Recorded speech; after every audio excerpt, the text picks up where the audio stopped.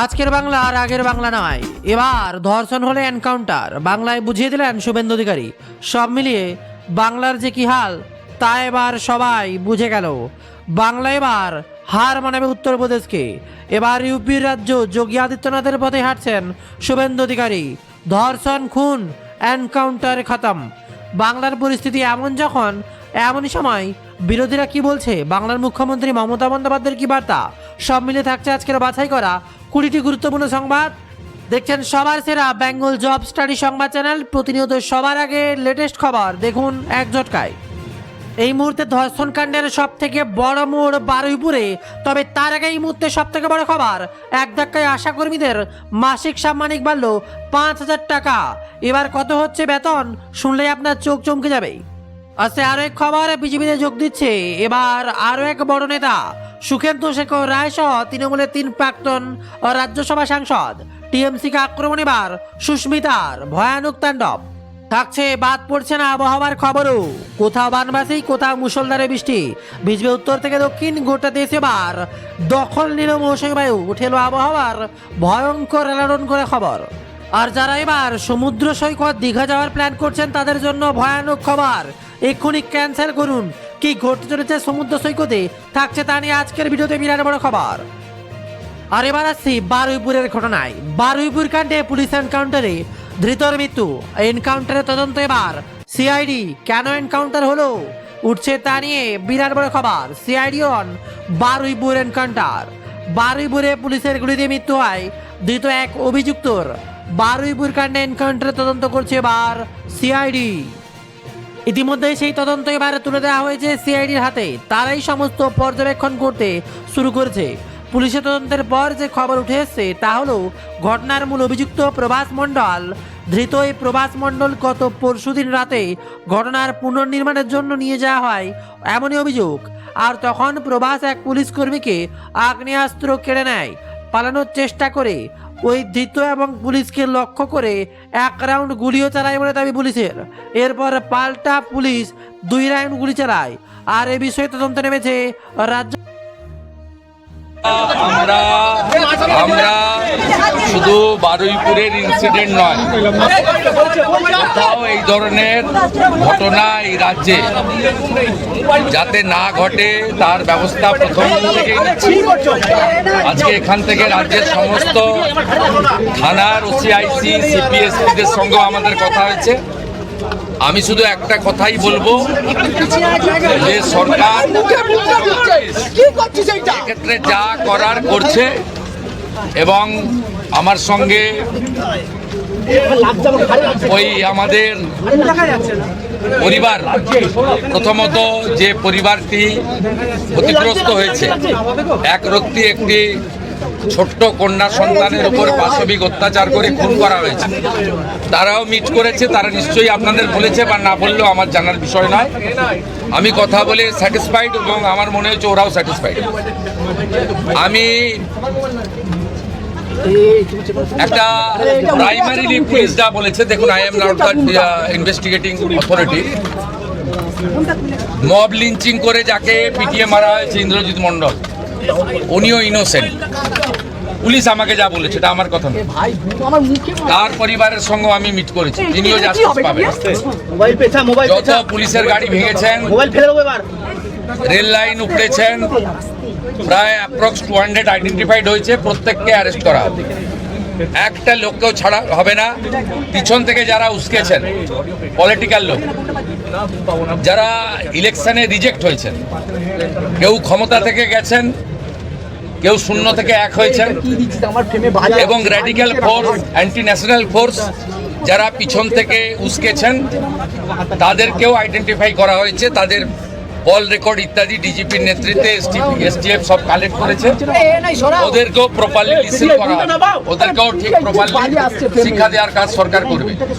First and foremost হচ্ছে 4 জনের মধ্যে 3 জন ধরা পড়েছে, আরেকজনকে ধরতে হবে, ওটা আমরা করছি।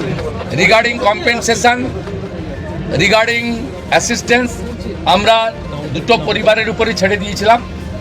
ওরা কিছু কথা আমাকে বলেছে, আমি উইদিন এ উইক আসবো এবং 2টো ফ্যামিলিতে যাব। তখন সরকার, ওরা যা চেয়েছে, সরকার যা করলো দেখতে পাবেন। সূর্যপুরে ভিকটিম ফ্যামিলি একটা আউটপোস্ট চেয়েছেন, আমরা আউটপোস্টও ডিজিপি এইচএসকে বলেছি করতে হবে, প্রয়োজন হলে রেন্টাল বাড়ি নিয়ে এক্ষুনি চালু করতে হবে, এবং আমি যখন ভিকটিমদের সঙ্গে মিট করতে আসবো তখন আউটপোস্টের ইনোগ্রেশন হবে। আমরা এখানে অনেকগুলো ডিসিশন নিয়েছি, সেগুলো প্রপারলি আমরা দেখব। আপনারা ভিকটিম ফ্যামিলি যেমন কনফিডেন্স রেখেছেন সরকার পুলিশের উপরে, আপনারাও রাখতে পারেন। আমার মনে হয় না এর আগে কোনো পুলিশ মন্ত্রী বা মুখ্যমন্ত্রী এই ধরনের পীড়িত পরিবারের কথা শুনেছেন বা বলেছেন। আমি এটা মনে করি এটা ডিউটি, আগের লোক করেনি বলে যে আমি করব না তা না।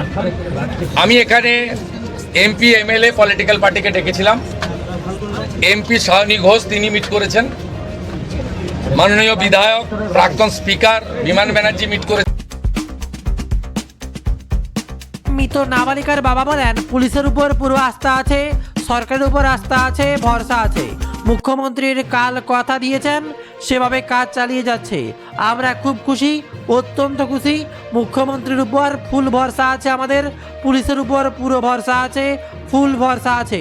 পুলিশ না থাকলে আমরা এত এগোতে পারতাম না। দোষীদের শাস্তি হোক, এটুকুই আমি চেয়েছি। দাদাও এই জিনিসটা খুব মাথায় রেখেছে। মুখ্যমন্ত্রী শুভেন্দু অধিকারী আমায় ভরসা দিয়েছে, দাদার উপর ফুল ভরসা আছে, বলেন নির্যাতিতার পিতা। আর এবার আসছি আসল ঘটনায়। পুলিশ সূত্রে খবর, মঙ্গলবার গভীর রাতে পুনর্নির্মাণের জন্য প্রভাস মণ্ডলকে নিয়ে ঘটনাস্থলে যান তদন্তকারীরা। আধিকারিকদের সহ 9 থেকে 10 জন পুলিশ কর্মী।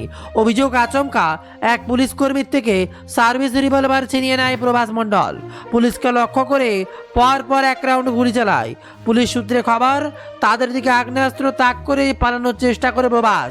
এরপর আত্মরক্ষার্থে পাল্টা গুলি চালায় পুলিশ। আর এদিকে নবান্নে পৌঁছে গিয়েছিলেন বাংলার সুপারস্টার প্রসেনজিৎ চট্টোপাধ্যায়। তারপর জল্পনা, তিনি কি রাজনীতিতে যোগ দিচ্ছেন?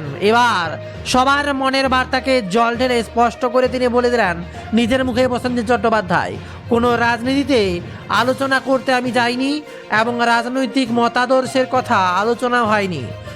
এদিন নবান্ন থেকে বেরিয়ে প্রসেনজিৎ বলেন, মুখ্যমন্ত্রী শুভেন্দু অধিকারীর সঙ্গে কোনো রাজনীতিতে আলোচনা হয়নি। সঙ্গে প্রসেনজিৎ স্পষ্ট জানিয়ে দেন, তিনি রাজনীতিতে আসলে অবশ্যই সংবাদ মাধ্যমকে জানাবেন। অভিনেতা জানান, বিনোদন জগতের উন্নয়নের নিয়ে মুখ্যমন্ত্রীর সঙ্গে কথা হয়। মূলত 3 সেপ্টেম্বর মহানায়ক উত্তম কুমারের জন্মদিন, এবার বড় আকারে পালন করতে চায় বিনোদন জগৎ।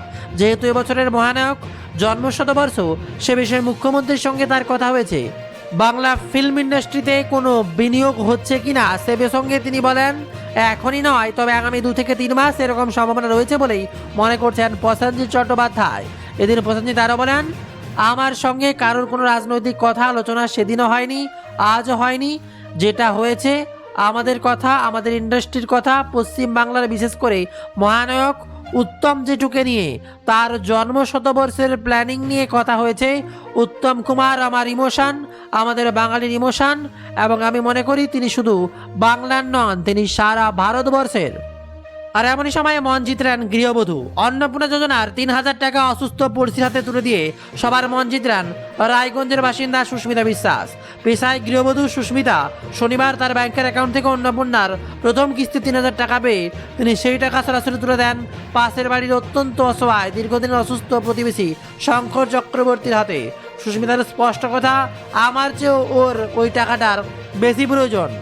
আর এমনই সময় মমতাকে নিশানা শুভেন্দুর। বারুইপুর কাণ্ডে গণপিটুনিতে নিহত ইন্দ্রজিৎ মণ্ডলের নির্দেশ বলে জানিয়েছেন খোদ মুখ্যমন্ত্রী শুভেন্দু অধিকারী। আর তার উপর হামলাকারীদের কড়া শাস্তির নির্দেশ দিয়েছেন তিনি। অথচ একবারে উল্টো পথে হেঁটে দাঙ্গাকারীদেরই প্রতিবাদী বলে আখ্যা দিয়েছেন প্রাক্তন মুখ্যমন্ত্রী মমতা বন্দ্যোপাধ্যায়। তোষণ রাজনীতির কথা স্মরণ করিয়ে তা নিয়ে এক চ্যানেলে মমতা তোপ দেখলেন শুভেন্দু। আর এবারে এসে আবহাওয়ার খবর। বুধবার রাত থেকেই টানা বৃষ্টি হতে চলেছে উত্তরবঙ্গের পাহাড় থেকে সমতল। তার জেরে বেশ কয়েক জায়গায় ধস নামছে। বৃহস্পতিবার সকাল থেকেই রোডে ধস নেমে বেশ কিছুক্ষণ বন্ধ ছিল বলে জানান চলাচল।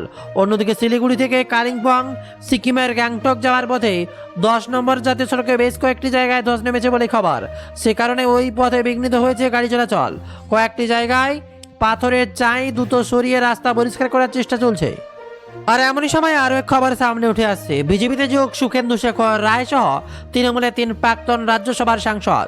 টিএমসিকে আক্রমণ এবার সুস্মিতার। তৃণমূলের রাজ্যসভার সাংসদ পদ ছেড়েই আগেই এবার বিজেপিতে যোগ দিলেন তৃণমূলের প্রাক্তন 3 রাজ্যসভা সাংসদ সুখেন্দু শেখর রায়, প্রকাশ সিং বারিক এবং সুস্মিতা দেব তাদের যোগদান করায় বিজেপির রাজ্য সভাপতি শ্রমিক ভট্টাচার্য। তাদেরকে উত্তরীয় পরিয়ে যোগদান করালেন বিজেপির রাজ্য সভাপতি শ্রমিক ভট্টাচার্য। আর বিজেপিতে যোগদান করে নেওয়া নিয়ে শ্রমিক ভট্টাচার্য বলেন, বাংলায় 95-এর বেশি % মানুষ ভোট দিতে পেরেছে। মানুষ পশ্চিমবঙ্গের মাটিতে গণতান্ত্রিক ব্যবস্থায় ভরসা রাখতে চাইছে। আর এই পরিস্থিতিতে রাজ্যসভায় 3 সাংসদ যাদের পারফরম্যান্স প্রতিনিয়ত যোগদান সর্বজন বিদিত সুখেন্দু শেখর রায়, সুস্মিতা দেব, প্রকাশ সিং বারিক এই 3 জনই তাদের সদস্যপদ থেকে ইস্তফা দিয়েছেন। তারা আনুষ্ঠানিকভাবে আমাদের দলে যোগদান করেছেন। প্রধানমন্ত্রী নরেন্দ্র মোদীর সঙ্গে তারা কাজ করবেন। এবার আসছে আশাকর্মীদের বেতন বৃদ্ধি নিয়ে বিরাট বড় খবর। এক ধাক্কায় আশাকর্মীদের মাসিক বেতন কত হলো? 5,000 টাকা বাড়লে কত দাঁড়াচ্ছে তাদের বেতন? উড়ে এলো বিরাট বড় সুখবর। আশাকর্মীদের মাসিক বেতন 6,250 টাকা থেকে 1,05,000 টাকা বৃদ্ধি পেয়ে রাজ্য সরকারের বেতন বৃদ্ধি পেয়ে তাদের মাসিক সাম্মানিক হলো 11,250 টাকা। ভাবা যায়, এবার আশাকর্মীদের বেতন হচ্ছে 11,250 টাকা। আর এমনই সময় বর্ষা মঙ্গল, কোথাও বানবাসী, কোথাও মুষলধারে বৃষ্টি, ভিজবে উত্তর থেকে দক্ষিণ। গোটা দেশে দখল নিল এবার মৌসুমী বায়ু। বিরাট খবর, 2026 সালে 9 জুলাই গোটা দেশে দক্ষিণ পশ্চিম মৌসুমী বায়ুর প্রভাব সম্পূর্ণ হয়েছে, যা স্বাভাবিক সময়ের একদিন পরেই। আন্দামানে বর্ষা 6 দিন আগে এলো কেরল, উত্তরবঙ্গ, দক্ষিণবঙ্গের স্বাভাবিক সময়ে বর্ষার আগমন ঘটেছে। এবার বিরাট বড় খবর, নির্ধারিত দিনের একদিন পরেই বর্ষা মঙ্গলে সারা দেশে রাজস্থান, পাঞ্জাব, হরিয়ানার বাকি কিছু অংশ কাজ ঢুকে পড়েছে মৌসুমী বায়ু। দক্ষিণ পশ্চিম মৌসুমী বায়ু বর্ষা এখন ভারত জুড়ে। মৌসুম ভবনের ক্যালেন্ডার অনুযায়ী 8 জুলাই সারা দেশে কভার করবে মৌসুমী বায়ু। নির্ধারিত দিনের একদিন পরেই দেশ জুড়ে মৌসুমী বায়ু প্রবেশ করবে। এরই পাশাপাশি রাজ্যের 5 জেলায় ঝড় বৃষ্টির সতর্কতা, বজ্রবিদ্যুৎ সহ ঝড় ও বৃষ্টির হলুদ কমলা সতর্কতা। আগামী 2 থেকে 3 ঘন্টায় বজ্রবিদ্যুৎ সহ ঝড় বৃষ্টির সতর্কতা জারি করা হয়েছে। আর শুধু এতেই শেষ নয়, রয়েছে বজ্রপাতের আশঙ্কা। বাংলা জুড়ে এবার ভয়ানক তাণ্ডবের সামিল হচ্ছে। 2026 সালে দক্ষিণ পশ্চিম মৌসুমী বায়ুর অগ্রগতিতে বিভিন্ন পর্যায়ে সম্পন্ন হবে। 16 মে আন্দামান সাগর ও আন্দামান নিকোবর দ্বীপপুঞ্জে মৌসুমী বায়ুর প্রবেশ ঘটে। সেখানে বর্ষা স্বাভাবিক সময়ের 6 দিন আগেই পৌঁছায়। আন্দামানে বর্ষা প্রবেশের স্বাভাবিক তারিখ 22 মে। আর এমনই সময় চলতি সপ্তাহে দীঘা যাওয়ার প্ল্যান করছেন, তাহলে ভয়ানক বিপদ, ক্যান্সেল করুন। এবার সমুদ্র সৈকতে তোলপাড় উঠে এলো আবহাওয়ার বিরাট বড় খবর। যেখানে চলতি সপ্তাহে দীঘা ভ্রমণের পরিকল্পনা থাকলে একবারের আবহাওয়ার পূর্বাভাস দেখে নিন। উপকূলবর্তী একাধিক জেলাতে অতি ভারী বৃষ্টিপাত এবং অতি ভারী গভীর সতর্কতা জারি হয়েছে। সমুদ্র উত্তাল থাকার সম্ভাবনা, প্রবল বৃষ্টি, দমকা হাওয়া এবং জল জমার আশঙ্কায় পর্যটকদের সতর্ক থাকার বার্তা দেওয়া হয়েছে। হাওয়া অফিসের পূর্বাভাস বলছে, বৃহস্পতিবার সকাল থেকেই দীঘা সহ পূর্ব মেদিনীপুর জুড়ে শুরু হয়েছে লাগাতার বৃষ্টি, সেই সঙ্গে দমকা হাওয়া, উত্তাল সমুদ্র। দীঘায় আবারও পর্যটকদের জন্য জারি হলো সতর্কতা। বাঙালিদের কাছে উইকেন্ড কাটানোর অন্যতম প্রিয় ডেস্টিনেশন দীঘা এবার বর্ষায় ভয়ানক সতর্কতা জারি হয়েছে। তাই যাবার আগে একবার অবশ্যই খবরটি দেখে নেবেন। আর এছাড়া থাকছে আমাদের ওয়েবসাইট bengalJobStudy.in এ উল্লেখযোগ্য বেশ কিছু খবর। বিস্তারিত জানতে অবশ্যই আমাদের ওয়েবসাইট ভিজিট করুন। আর অবশ্যই ফেসবুক পেজে ভিজিট করতে পারেন। গুগলে প্রত্যেককে শেয়ার করে লেটেস্ট বার্তাগুলো জানিয়ে দিন। আমাদের ওয়েবসাইটের নাম bengalJobStudy.in। অবশ্যই কমেন্টে আপনার জেলার নামটি লিখুন, তাহলে আপনার জেলার খবর থাকবে আমাদের ওয়েবসাইটে। এবং যারা কমেন্ট করবেন, কোনো প্রশ্ন থাকবে, তাদের উত্তরও আমরা ওয়েবসাইটে লিখিত আকারে জানিয়ে দেবো। তাই ওয়েবসাইট একবার ভিজিট করে দেখে নিতে পারেন আজকের ভিডিওর কমেন্ট বক্সে যারা যারা কমেন্ট করেছেন।